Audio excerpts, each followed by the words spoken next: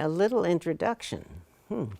My name is Helen Ghent, and I have been an activist in this community with the Canadian Cancer Society and with the Theatre Centre.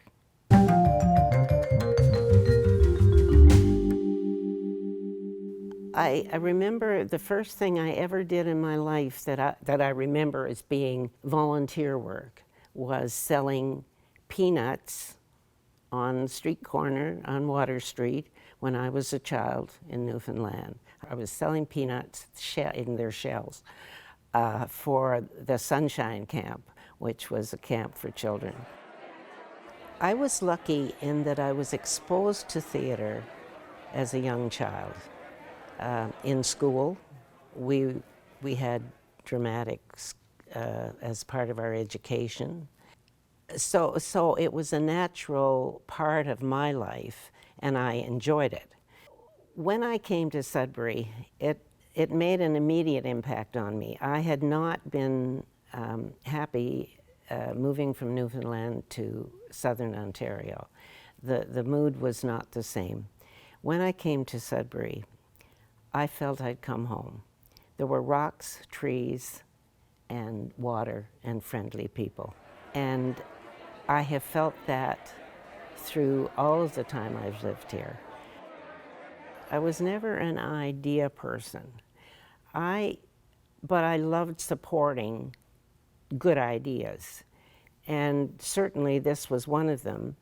So when the five that started it, who had the concept and brought Ernie Schwartz's 3 plays in 1971 as a test run to see if the community was in fact eager to have theater. It proved that was true, that the community was willing. And that first year, when we opened the doors, we had 354 subscribers, and I'm sure I knew every one of them. Cliff Elsterman asked me out for supper last night, but I'd already eaten, so I couldn't go. What I love about theater is that it takes you away from your own life. It takes you to different levels emotionally. And it's magic. And you know, when you look at the bare stage, it's hard to imagine the transformation that can happen there. You come here now! Giuseppe, if you talk to me like that, you're gonna walk home. But of course, in those days, we had a lot of volunteers. We couldn't have done what we did without volunteers. We had to do everything. I was in charge of Act 4, which was everything that had nothing to do with the stage. We did the coat check, we did the bar, we did the art, you know, if we were hanging art, if we were raising money, if we were billeting actors, if we were picking them up, if we were having cast parties, it was all volunteer. I believe that all the arts make a difference in your quality of life. And it doesn't matter how you're involved with them, if you're there as a spectator or if you're there as a performer.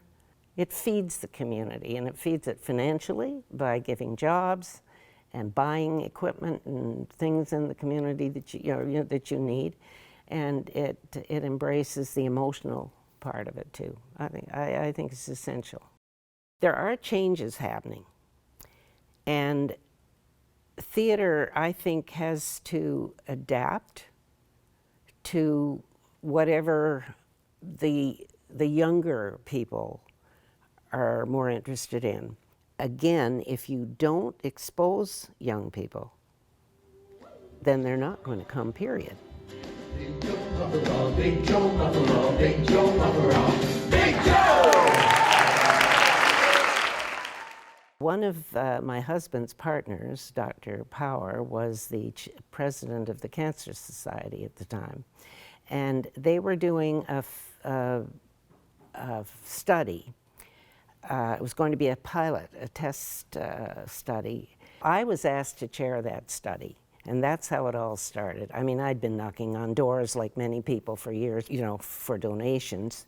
and for the drive, the annual drive. But that started it. So then they sent up one of the hierarchy from the Cancer Society, one of the big volunteers, and they recruited me to Ontario Division.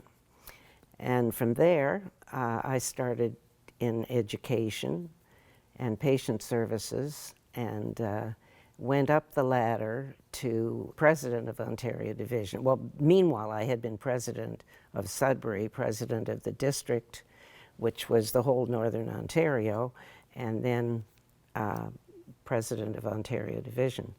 And from Ontario Division, I had mentioned the Public Issues Committee. The Public Issues Committee came into being when we started to realize that we had to look at issues that could be politically addressed. Tobacco was one. After I was president, I became chair of OCAT, which was the Ontario Campaign Against Tobacco. And our job there was advocacy. And so I spent a lot of time at Queen's Park. Then that led to working within our communities, and that in itself, then we saw the results of the political system, where we eventually got a bill passed and life changed in the communities. I also got involved as the lay representative, as I was on all of these committees really, but my background in nursing and medicine and my husband's medical background really helped me. In order to understand the Canadian Cancer Society, you had to realize the Canadian Cancer Society is one of the largest volunteer organizations in the country, but they're lay people. So what do they do with the millions of dollars they raise? We gave it to the National Cancer Institute of Canada. They were the scientific arm, the research arm. We were the heart, they were the activists in terms of the disease. They didn't have volunteers on the clinical trials committee until the Cancer Society said, we want representation from the public on the clinical trials committee. We need to have a patient voice. And so I was appointed to that role.